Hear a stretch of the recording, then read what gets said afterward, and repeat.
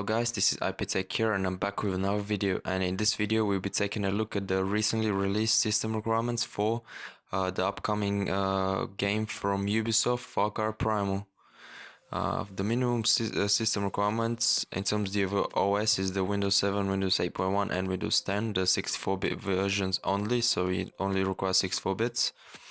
For the processor, we have the Intel Core i3-5550 and the AMD Phenom II X4 955, which are very old CPUs. They're quite a few generations old, so you should be fine. If you have a PC that's been built in the last few years, you should be totally fine.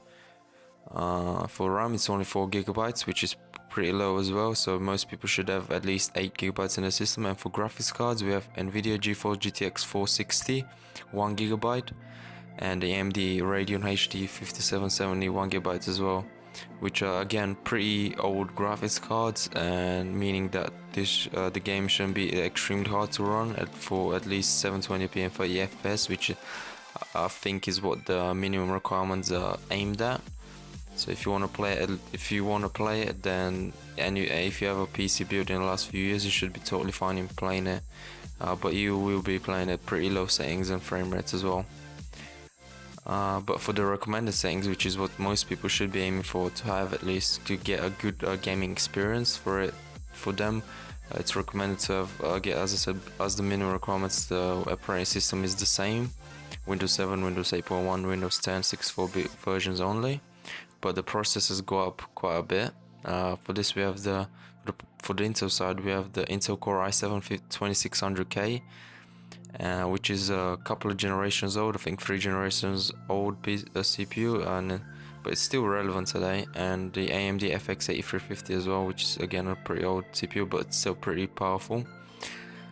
So I think modern i5 like a Skylake or Haswell i5 should be totally fine for this as well. So you don't need an i7 I think you need an i7 for recommended settings. And an 8350, as I said, there are people that still have AMD like myself, and it should be totally fine.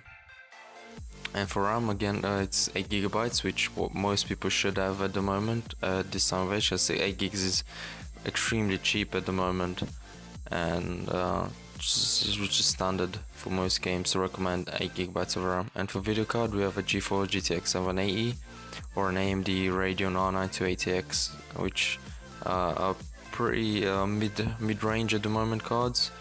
Like the 780 is pretty old at this point; it's about 2 years old, and the R9 is pretty old as well.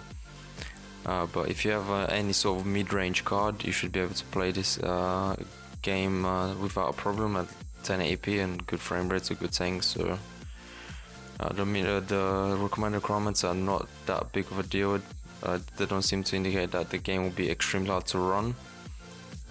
But again, if you have a decent mid-range PC in the range of like up to £700, you should be able to play this game no problem at good frame rates and settings at like 1080p at least. And lastly, for the hard disk space, it's 20 GB, which is not a lot as well.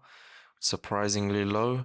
Most games these days go up to 40 and up to 50 GB, or was it 60 GB for GTA 5, which was extremely high. But 20 GB should be no problem, and should go easy if you have an SSD that you want to save this game on.